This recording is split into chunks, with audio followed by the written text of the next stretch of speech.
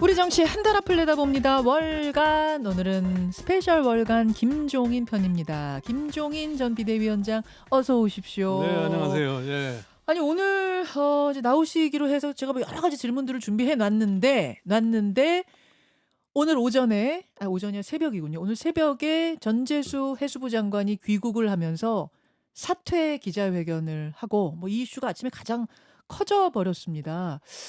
이른바 통일교 리스트 이거 어떻게 보고 계십니까? 돌아가는 판. 아니 지금 통일교가 민주당에도 역시 국민의힘과 마찬가지로 로비를 했다는데 거기는 이름이 나오는 게 전재수 지금 해수부 장관 이름이 나오게 되니까 예. 저희 전재수 해수부 장관으로서는 자기 떳떳함을 주장하기 위해서 아마 오늘 새벽에 사퇴를 갖다가 허자하다 이렇게 봐요. 예. 그 지금 이제 윤영호 전 통일부 본부장, 통일부 2인자예요. 이 사람은 이렇게 얘기합니다. 전재수 장관한테 우리가 로비를 한 이유는 한일 해저 터널이라는 통일교의 수건 사업을 이루기 위한 거였고, 그래가지고 처음에 돈을 줬더니 이 양반이 안 받았는데 복돈이라고 하니까 받아가더라고. 굉장히 좀 구체적으로 진술을 하고 있습니다. 그러면서 한일 해저 터널이 뭔가 이게 뭐길래 뭐 이렇게 얘기가 나오는데 보니까 김종인 위원장도 예전에 왜 한일 해저 터널 그건 좀 어떤 공약처럼 추진해야 된다 하셨던 적이 아니 있어서 그러니까 알고 계세요? 지난번에 예.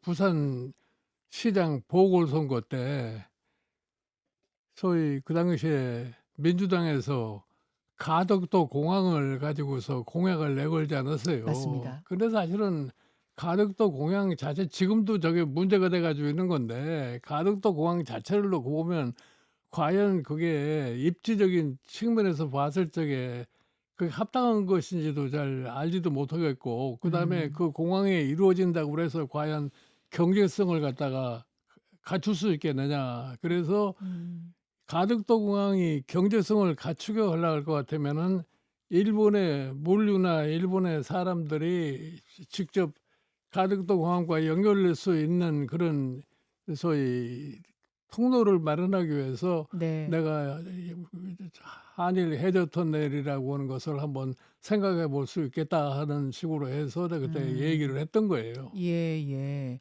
근데 아마 통일교는 통일교 교인들하고 일본에 있는 교인들하고의 교류를 위해서 아마 그걸 조금 밀었던 모양입니다. 수건 사업처럼. 근데 전재수 의원은 그 당시에 그걸 반대했던 인사더라고요. 모르겠어요. 나는 그 반대했는지 안 했는지는 잘 모르겠는데 그때는 아하. 그 국민의힘이 내걸었던 거고 그 당시에 전재수 의원은 여당 의원 민주당이니까. 아니에요. 예. 그러니까 그 반대했을지도 모르지 뭐. 근데 전재수 의원을 옹호하는 측에서는 아니 반대를 했는데 돈을 받았으면 반대했을 리가 있냐 이렇게 얘기를 하고 또 다른 측에서는 반대했으니까 뇌물을 준 거 아니냐 뭐 이런 얘기가 지금 오가고 있는 이런 상황. 그건 모르겠어요. 조사를 해봐야죠, 이제. 내가 보기에는 네. 통일교 자체가 한일 해저 터널에 대해서 과거서부터 좀 관심을 갖고 얘기를 했다는 얘기는 나도 들었는데 네. 그 자체가 그것과 직접적인 연관이 있었는지는 난 잘 모르겠어요. 이제 이것은 경찰에서 수사를 시작한다니까 지켜봐야겠고요. 다만 제가 이제 어떤 정치적으로 좀 궁금한 것은 전재수 장관이 유력한 민주당 부산시장 후보였습니다. 근데 전재수 장관 지금 이렇게 돼서 이게 지금 부산시장 선거판은 어떻게 될 것인가? 그러니까 지금 이재명 대통령께서 아주 철저하게 수사를 하라고 지시를 했기 때문에 예. 전재수 장관은 현재 자기로서는 떳떳하다는 거 아닙니까? 예. 그러니까 이제 수사 결과를 봐야지 알지 지금 미리서 뭐라고 예단을 할 수 없는 것 같아요. 그러니까 수사 결과라는 것이 바로 나오지 않는다면 출마를 수사 여부와 상관없이 그냥 할 거라고 보세요? 예. 오히려 더 할 거라고 보세요? 그러니까 아직 지자체 선거가 6개월 가까이 남았으니까 예. 그 안에 수사가 빨리 종결이 되면은 예. 부산시장 후보가 될 수 있는지 없는지는 그때 가서 판단하면 되는 거죠. 알겠습니다. 요 부분과 관련해서 아까 신동욱 최고위원은 어떤 이야기를 했냐면 어 이재명 대통령이 지금 거론되는 민주당 인사들을 그냥 버린 카드로 쓰는 것 같다. 이거 버린 카드로 쓰고 그 사이에 내란 전담 재판부니 법 왜곡죄니 이런 좀 갈등이 있는 그러니까 저 이견이 있는 이슈들을 훅 처리하려고 하는 거 아니냐, 뭐 민주당과 여권이 내가 그런 얘기 하시더라고요. 보기에 그거는 너무나 성급한 판단이고 음. 솔직히 얘기해서 뭐 이 대통령이 지금 그 통일교와 거론된 자체 의원들을 갖다 버리느냐 안 버리느냐는 이제 앞으로 이제 수사 상황을 봐야지 알 문제고 그것과 지금 뭐 이재명 대통령과 관련해 가지고서 얘기를 한다는 거는 내가 보기에는 합당치 않은 것 같아. 아, 그렇게 보세요. 내란 전담 재판부 얘기가 나왔으니 잠깐 그 아니 얘기하겠습니다. 뭐 정청 내란 재판 전담 재판부라고 하는 것은 현재 사법 체계 내에서 내란 재판부 만든다는 것이 그게 상식과 일반적인 관행에 맞는 거냐 한번 생각해 볼 필요가 있다고 생각을 해요. 내가 어. 보기에는 민주당이 국회에 다수를 차지하고 있기 때문에 뭐든지 법을 마음대로 만들 수 있다고 생각하는데 그건 너무나 소위 과욕을 부리는 거고 그런 것이 결과적으로 어떻게 영향을 미칠 거라는 것을 좀 냉정하게 판단하면은 그렇게 성급하게 서둘을 수 있는 안이 아니라고 난 봐요.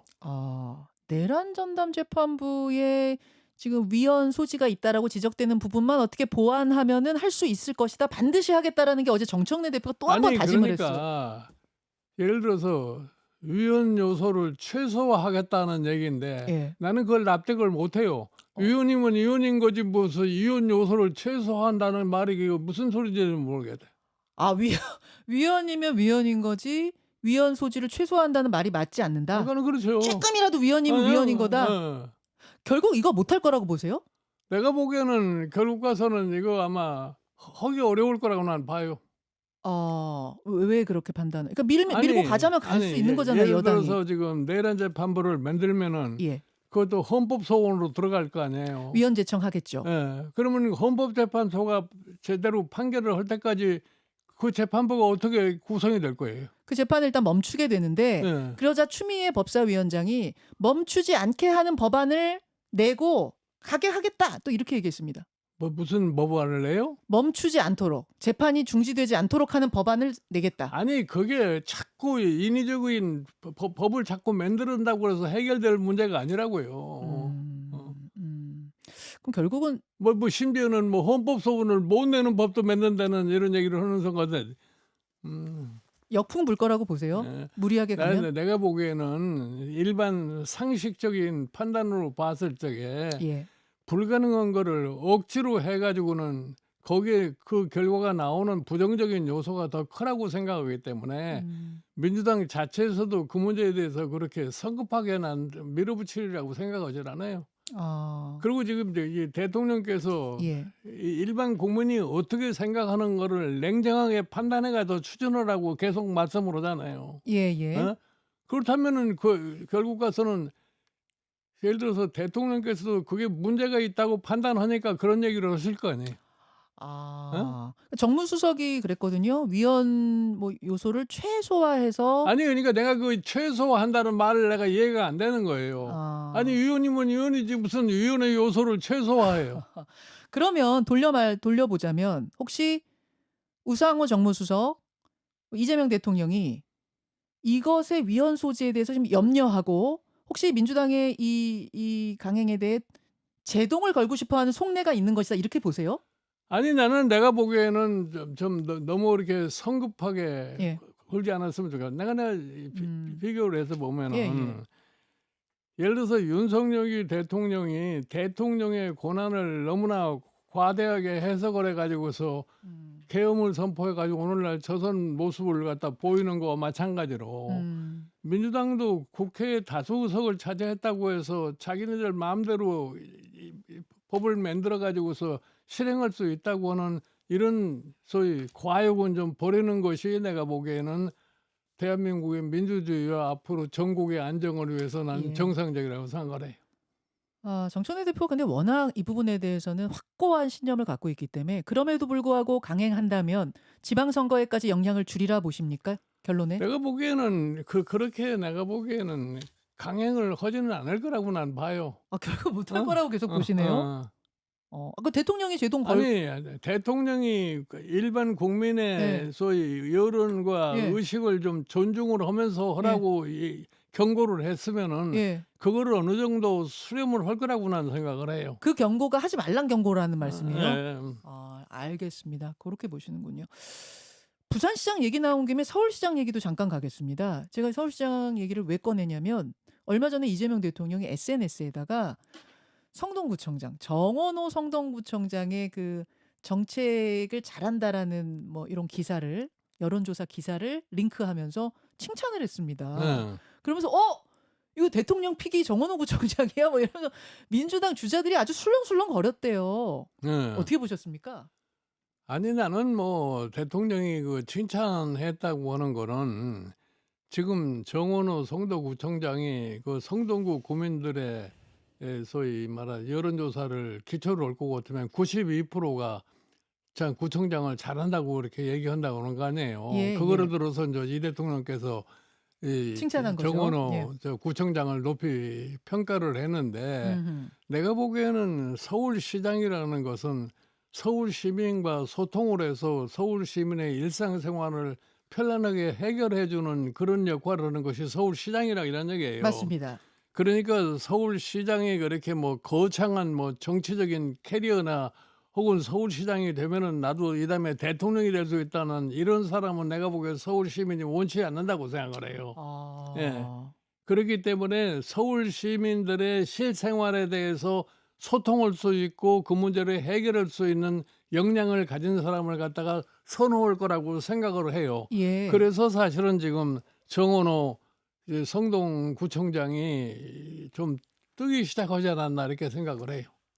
근데 민주당에 한 8분의 후보자가 더 있어요. 지금 다 예. 쟁쟁한 분들. 근데 그 사람들은 다 정치인들 아니에요. 정치인들이죠. 그러니까 이 사실은 어떤 의미에서 보면 정원호 구청장이라는 것은 완전한 행정가라고 해요. 그렇죠. 그러니까 서울 시민이 예. 지금 실질적으로 어떠한 시장을 갖다 원하느냐. 음. 과거에 여러 뭐 거물 정치인들이 많이 서울시장을 맞습니다. 했지만 그 사람들이 과연 서울시에 대해서 어떻게 뭘 해줬느냐 하는 걸 생각을 해야 될 거예요. 근데 정원호 구청장은 인지도가 너무 낮잖아요. 민주당 주자가 되기엔. 그 지지도는 금방 향상될 수가 있어요. 그래요? 예를 들어서 옛날에 이 초대 서울시장 선거 때 예. 당시에 박찬종 씨가 얼마나 지지도가 높았어요. 맞아요. 그다음에 이제 민주당에서 조순 씨가 나오고 예. 그다음에 당시에 한나라당에서 정원식 전 총리가 예. 나왔는데 그때 조순 씨가 지지도는 제일 낮았었어요. 처음에 시작할 처음에 적에. 그랬습니까? 그래도 결국 가서 조순 씨가 시장이 되지 않았어요. 예, 뭐 포청천 막 이런 예, 그러니까 캠페인. 지금 나타나고 있는 여론조사 자체가 그렇게 큰 의미가 없어요. 인지도라는 건 금방 또 뜨기도 예. 해요. 그러면 결과적으로 이거 시작도 안 했는데 결론 여쭈기 좀 그렇긴 합니다만 정원호 대 오세훈 이런 구도가 될 가능성이 크다고 보세요? 정원호 대 오세훈 하면 오세훈이가 굉장히 어려울 겁니다. 진짜요? 예. 그렇게 보십니까? 나는 그렇게 봐요. 그 오세훈 시장 입장에서는 저쪽이 정치인이 나오는 게 훨씬 나아요? 그러니까 이제 오세훈 시장의 경우는 지금 네. 시장을 4번인가 하지 않았어요. 예. 4번을 했는데 사실은 이명박 대통령이 서울시장 이후에 서울시장 되는 사람은 다들 대통령의 꿈을 갖고 하는 거라는 얘기예요. 그렇죠. 그래서 나도 어쩌면은 이명박이 같은 업적을 갖다가 만들 수 있을 것이냐. 그러니까 이명박 대통령의 서울시장으로서 업적이라는 건 청계천 네. 개발하는 거고 버스 노선 좋은 거 아니에요. 맞네요. 예. 이 버스 노선 버스 전용 도로. 이 예. 버스 노선이라는 것은 일반 국민의 소위 생활하는데 굉장히 밀접한 관계를 갖다가 줬던 거예요. 실용이죠, 실용. 그러니까 서울시장이라고 하는 것은 사실 시민의 일상생활에 편의를 제공할 수 있는데 얼마만큼 노력을 할 수 있느냐에 달려 있다요. 그러니까 일반 시민과의 소통을 잘할 수 있는 사람이다. 알겠습니다. 알겠습니다. 그래서 그런 것을 바탕으로 예. 추정해 봤을 때 정원호라는 인물이 상당히 위협적인 오세훈 그런 시장의 라이벌이 그런 될 것이다. 거죠. 오케이. 저기까지 일단 서울시장 판 한번 짚어봤고요. 다른 후보들한테 전화 오는 거 아닌가 모르겠습니다. 아무튼 김종인 위원장의 생각은 그러시다는 거고. 지금 국민의힘하고 민주당에 무슨 일이 벌어지고 있는가 요 판을 한번 좀 읽어보고 싶습니다. 국민의힘은 12월 3일 계엄 1년을 계기로 조금 술렁임이 있는 듯한 느낌이거든요. 뭐 이른바 친한계라고 불리는 분들의 쓴소리야 예전부터 쭉 왔던 거니까 그러려니 치더라도 윤한홍 의원, 주호영 의원 이런 분들이 나서서 지도부에 대해 쓴소리를 내고 있습니다. 분위기 어떻게 보세요? 아니 그러니까 최근에 갑자기 과거에 아주 친윤이었던 윤한원 의원이 장동혁 지금 대표의 행태에 대해서 상당한 공격을 가하지 않았어요? 그렇습니다. 그다음에 인제 주호영 의원도 그다음에 또 그런 비슷한 이제 얘기를 갖다 했는데 예. 그러면 그 두 분이 솔직해서 하나는 경상남도를 대표하는 사람이고 하나는 소위 TK를 대표하는 사람들인데 네. 그 사람들이 괜히 정치적인 소위 경험을 바탕으로 해서 모든 걸 갖다 얘기를 했을 텐데 무의미하게 그런 얘기를 하지는 않았으리라고 생각을 해요. 아. 그러니까 그 사람들이 사실은 지금 민심을 제대로 파악을 해서 얘기를 하는 건데 장동혁 지금 저희 당 대표는 자기가 당 대표가 되는데 역할을 했던 소위 말하는 이 윤석열 계엄을 지지를 하고 탄핵을 반대하는 그 세력을 항상 머리에 염두 두기 때문에 거기에서 지금 탈피를 못하고 있는 상황이라고 아. 생각을 해요. 예. 그러니까 이런 식으로 계속해서 가면은 예. 국민의힘은 내가 보기에는 별다른 희망을 보일 수가 없어요. 당 상황 파악하는데 이 질문이 좋기 때문에 제가 자꾸 나오는 분들마다 질문할 수밖에 없는데 내일 선거를 치른다면 내일 지방선거를 치른다면 전국 17개 광역단체장 중에 몇 석이나 가능한 정도 아니 상황입니까? 그러니까 이제 국민의힘 내부에서 뭐 일부 의원들이 얘기가 지금 이런 상태로 가서 내일 바로 선거한다면 2018년 지자체 선거의 결과 비슷할 거다 이렇게 두 석? 얘기가 그래 두 석. 두 그러니까 석. 대구시장 그다음에 경북지사 이 둘 빼놓고는 아. 그때 다 뺏긴 거 아니에요. 그랬죠. 그렇게 될 거라고 지금 아니 상황 이제 비슷해요? 그런 불안감이 생기기 때문에 요새 당내에서 자꾸 딴소리가 나오게 돼 있는 거죠. 자, 그럼 내가 만약 국민의힘 비대위원장이라면 김종인 위원장이 지금 국민의힘 비대위원장으로 가신다면 이렇게 바꾸겠다. 해법 한번 주십시오. 아니 그러니까 내가 뭐 계속해서 지금 이제 그런 얘기를 해 왔는데 금년 4월 4일 윤석열 대통령이 탄핵을 받게 된 그 날짜 아니에요. 예. 그 전의 상황은 다 잃어버려라 이거예요. 잊어버려라. 다 잃어버리고 그 전에 있던 갈등도 모두 다 잃어버리고 잊어버리고. 이제 당을 새로운 모습으로다가 이제 만들지 않을 것 같으면은 나는 희망이 없다고 내가 늘 얘기를 했어요. 근데 그거를 지금 못 하고 있는 거예요, 국민의힘이. 아니 그 갈등을 풀기 위해서 결자 해지하기 위해서 지금 당무 당 게시판 그거 저 감사하고 그런다는 거 아니에요? 아니 그러니까 장동혁 그 지금 대표의 모순이 뭐냐? 본인은 소위 뭐 이재명 정부와 투쟁을 하고 해서 똘똘 뭉쳐야 한다면서 소위 내부적으로는 과거를 자꾸 들춰내 가지고서 갈라치기를 하는 이런 형태를 보여 가지고는 절대로 성공을 할 수가 없어요. 그렇게 보시는군요. 자, 시간 별로 없습니다만 민주당으로 넘어가겠습니다. 민주당에선 무슨 일이 벌어지고 있는 것이냐? 그러니까 최근 뭐 1인 1표제라든지 이런 것들이 부결되면서 정청래 리더십이 흔들리고 있는 건 아니냐? 이른바 명청 갈등 이야기가 또 나오는 것 같거든요. 어떻게 보십니까? 그러니까 뭐 흔히들 얘기해서 뭐 당 대표와 대통령과의 관계가 무슨 갈등이 있는 것처럼 이렇게 얘기하는 사람도 있는데 예.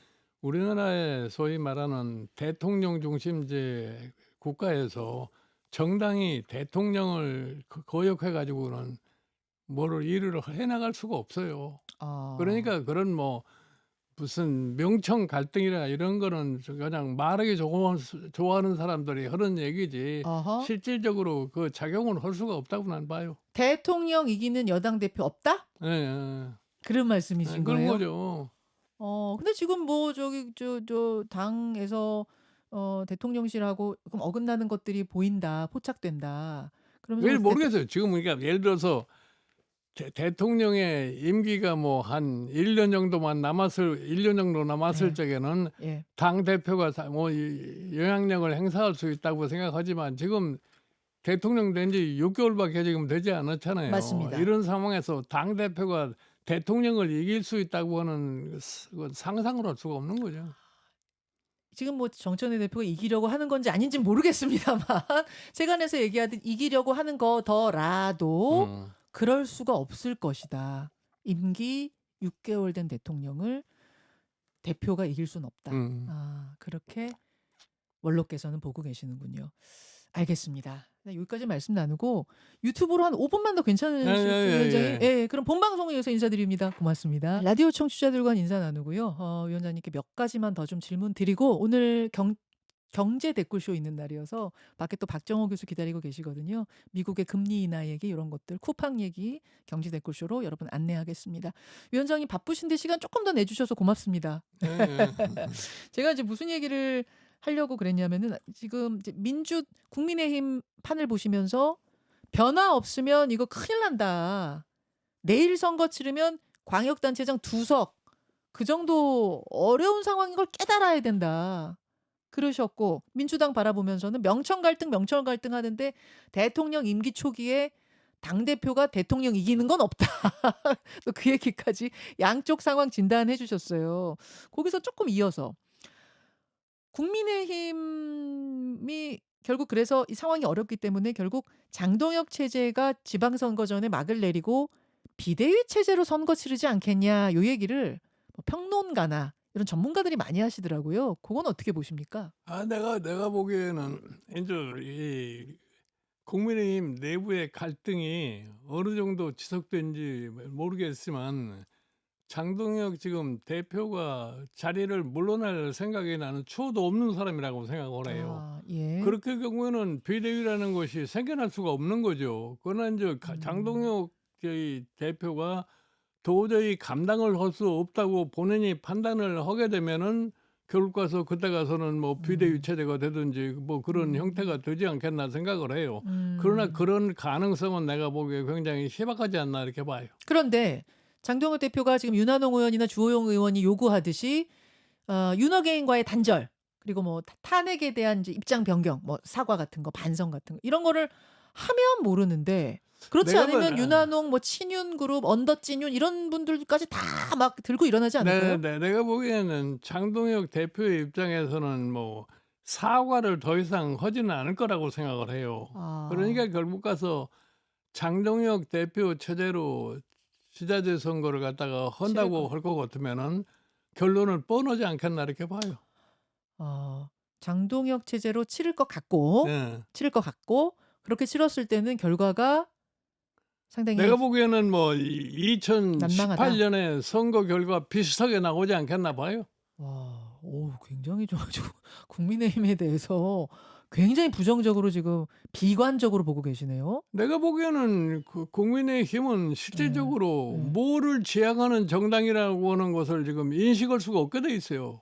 지금 계속해서 한다는 얘기 뭐냐면 뭐 윤석열 정부 옹호하는 발언이나 하고 앉았고 도대체 반성이라는 것이 제대로 지금 보이지 않는 거 아니에요? 솔직히 얘기해서 지금 국민의힘에서 자꾸 윤석열 어게인 뭐 윤석열에 대한 그 소위 향수에 사로잡다마는 그러면 그 사람들은 사실 계엄하에서 살고 싶었다는 얘기를 갖다가 하는 것밖에 다른 방법이 없잖아요. 논리를 근데 따라가다 지금 보면 일반 국민이 사실은 계엄하에서 생활한다는 것이 어떻다는 걸 다 알고 있는데 그거에서 탈피를 못 해가지고서 유권자로부터 표를 나는 얻을 수 있다고 나는 생각하지 않아요.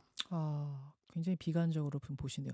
예를 들어서 뭐 대장동 항소 포기 이슈라든지 론스타 이슈라든지 또 지금 내란 전단 재판부에 대해서도 국민에게 좀 갈리고 있고 이런 것들을 국민의힘이 하나도 살리지 못하고 아니 그러니까 사실은 국민의힘을 내란 정당이라고 민주당에서는 계속 공격을 하는 거 아니에요. 그나마 거의 국민의힘이 내란 정당이 아니라는 것을 갖다가 그 입증하는 것이 사실 당시의 대표인 한동훈이가 계엄 발표와 동시에 즉각적으로 계엄에 반대 입장을 표시하고 그 사람들이 그래도 18명이 국회 본회의에 참석해 가지고 계엄 해제에 찬성을 했기 때문에 네. 그나마 사실은 지금 국민의힘이 버틸 수 있는 하나의 기초가 된 거 아닙니까? 네, 네, 네.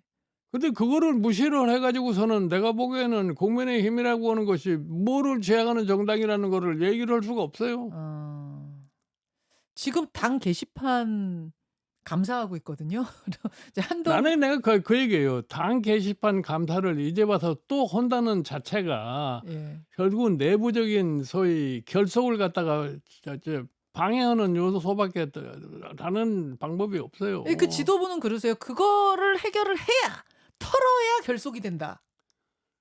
그걸 털어 가지고 뭐를 무슨 득이 있다고 생각을 해. 알겠습니다. 그래서 좀 쉽지 않다. 예. 아니 비대위원장으로 혹시 가셔도 방법이 아니 없겠어요? 그러니까 위원장님이 가셔도 방법이 그러니까요. 없겠어요? 4월 4일 이전의 예. 모든 상황은 다 깨끗이 잊어버리라는 거 잊어버려라. 아니에요. 잊고 하나가 되라. 그게 예. 처방전 그거다. 그 아까 전에 서울시장 선거에 대한 전망을 오세훈 대 정원호, 정원호 대 오세훈으로 일단 지금 상황에서는 본다고 그건 하셨는데 오세훈이가 될지 딴 사람이 될지 아무도 모르는 것이죠. 제가 그 질문 드리려고 그랬어요. 네. 오세훈 시장이 국민의힘 주자로는 나서겠는가? 왜냐면 룰이 바뀔 수 있대요. 7대 3으로. 당심 7, 민심 3. 요렇게 되면은 오세훈 시장이 아닌 오세훈 시장은 사실 비주류니까 다른 사람이 될 수도 있을까? 어떻게 보세요? 그거는 내가 보기에는 미리서 얘기를 할 수가 없어요. 당심 70%, 일반 국민 여론조사 30% 했을 적에는 예. 과연 오세훈 시장이 꼭 시장 후보가 된다는 보장도 없다고. 거기는 모른다. 예. 7대 3이 되는 순간 모른다. 지금 나경원 의원이 몸풀기 하고 있다는 얘기도 솔솔 들리는데. 아니 내가 보기에는 나경원 의원도 아마 서울시장 후보가 되기 위해서 굉장히 노력을 할 거라고 봐요. 그런 측면에서 나경원 의원이 지금 자꾸 강경 노선을 자꾸 취해오는 것이 뭐냐면은 당신만을 생각하기 때문에 그러지 않나 이렇게 봐요. 최근에 저 국회 본회의장에서 필리버스터에 이제 국회의장과 또 인사했냐 안 했냐 뭐 마이크가 어쩐다 하면서 충돌이 있었는데 누가 옳고 그렇냐를 일단 떠나서 당 지지자들에게는 굉장히 큰 점수를 땄을 것이다. 아니 그러니까 사실은 서울시장 선거라는 것이 향후에 정치적으로 미칠 영향이 대단히 큰 겁니다. 그러니까 서울시장을 누가 점령을 하느냐 그게 굉장히 중요해요. 그런데 이제 서울 시민들도 그동안에 참 여러 가지 체험을 많이 하지 않았어요. 맞습니다. 그렇기 때문에 이제 서울 시민들도 이제 생각하기에 뭐냐면은 소위 시민과 관련된 일을 좀 제대로 할 수 있는 시장을 원하는 거예요. 과거처럼 무슨 서울시장 해가지고 거창하게 뭐 차기 대권이나 노리고 대권을 노리기 위해서 무슨 큰 어떤 프로젝트나 한번 해봐야 되겠다는 이런 식의 시장은 내가 보기에는 서울 시민이 바라지 않는다고 봐요. 알겠습니다. 오세훈 대 나경원 요렇게 경선판이 짜여질 가능성이 있다고 보시는군요. 그리고 7대 3이 되면 나경원 의원의 상대 유리하다고 보시는 거고요. 뭐 당심을 기준으로 할 것 같으면 나경원이가 유리할 수 있다고 보는 그럼 거죠. 아까 민주당은 이제 정원호 구청장이 유리한 지금 아니 그러니까 형세라고 하셨는데 지난번에 박주민 의원이라고 그러셨잖아요. 아니 민주당 내부의 정치인들의 시장을 출마를 한다고만 했을 적에는 박주민 의원이 내가 그중에서 제일 낫다고 그랬는데 내가 그 얘기할 적에는 정원호라는 사람은 떠지도 않았을 때예요. 거의 존재감이 없었죠 그때. 그러니까 이제 새로운 사람이 등장을 하면 새롭게 될 수도 있는 거죠. 정원호 구청장 그때만 해도 박주민 의원이 유력하다고 하셨을 때만 해도 정원호 구청장이 없었어요. 근데 지금 다크호스처럼 올라가면서 아니 그러니까 무슨 뭐 이 서울시장 뭐 하고 싶은 사람은 많이 있겠죠. 많이 있는데 그렇게 서울 시민들이 어떤 지금 상황에 놓여 있느냐 하는 거를 제대로 인식을 하지 않으면은 될 수가 없어요. 알겠습니다. 자, 이제 마무리를 좀 지어야 될 텐데요. 사실은 이제 김종인 위원장님이 나오시면 저는 항상 그래서 우리 정치판은 어디로 가야 합니까라는 이야기를 마지막에 여쭙게 돼요. 지금 국민의힘 뭐 민주당 내부의 세밀한 이야기들 뭐 정치적인 이야기들 정무적인 이야기들 나눴는데 그거 말고 국민 입장에서 정당이 어떻게 가야 하는가 마지막으로 조언을 주신다면? 나는 솔직하게 얘기해서 나는 이재명 대통령이 정부에 그 여당에 당보고 싶은 거는 네. 지금 사실 지금 정부가 진보 정당이라고 그러잖아요. 예. 그러면 진보 정당이 1차적으로 해결해야 할 과제가 뭐라는 것에 대한 인식을 좀 철저하게 할 필요가 있어요. 뭐라고 생각하십니까? 예를 들어서 진보 정당이라는 사람들이 지금 중산층이 무너지고 양극화가 점점 벌어지는 거 그거를 그냥 무심코 보낸다고 생각할 것 같으면은 음. 뭐 때문에 진보 정당이라고 얘기를 하느냐 이런 얘기예요. 양극화 해결. 예. 근데 맞습니다. 그게 굉장히 나는 시급한 과제라고 생각하는데 그 문제에 대해서는 별로 관심이 없어요. 아하. 그러니까 정당들이 그런 거에 대한 관심을 갖지 않는 한은 네. 국민들로부터의 지지를 갖다가 끌어내기가 힘들 거라고 봐요. 국민들 먹고 사는 문제, 양극화 문제. 음. 이거부터 맨 앞에 놔야 된다. 예. 그 말씀.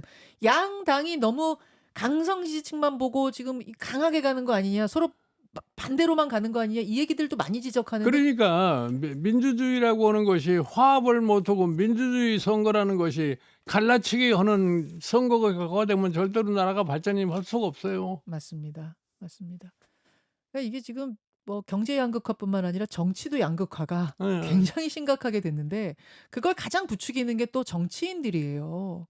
그래서 자신의 자리를 지키는 데는 그게 제일 쉬운 방법일 수도 있기 때문에 계속 그런 식으로 그러니까 나는 그거를 극복하고서 국민 쪽에 다가가는 정당이 국민으로부터의 지지를 더 받으리라고 생각을 해요. 예. 그러니까 뭐 극단적인 투쟁을 해가지고서 무슨 크게 성공할 것 같지만 성공을 못해요. 예를 들어서 뭐 국회 계단에 앞에서 다만나 피켓을 들고서 떠들어대거나 그렇지 않으면 뭐 국회 앞에다가 무슨 천막 채고서 농성한다고 그래서 문제 해결되는 게 아니라고요. 하하.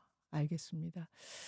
정치인들이 좀 귀담아 들었으면 좋겠습니다. 김정인 위원장과의 말씀 여기까지 하고요.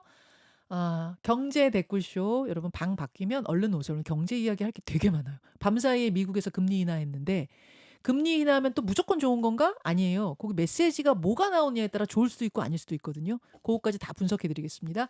위원장님하고 저하고 화면 나눠 주십시오. 자, 위원장님 네, 아시죠? 예, 됐어요. 요거. 네, 자, 여러분 고맙습니다. 위원장님 네, 고맙습니다. 네, 고맙습니다. 네. 감사합니다. 김현정의 뉴스쇼는 시청자 여러분의 참여를 기다립니다. 구독과 좋아요, 댓글 잊지 않으셨죠? 알림 설정을 해두시면 평일 아침 7시 10분 실시간 라이브도 참여하실 수 있습니다.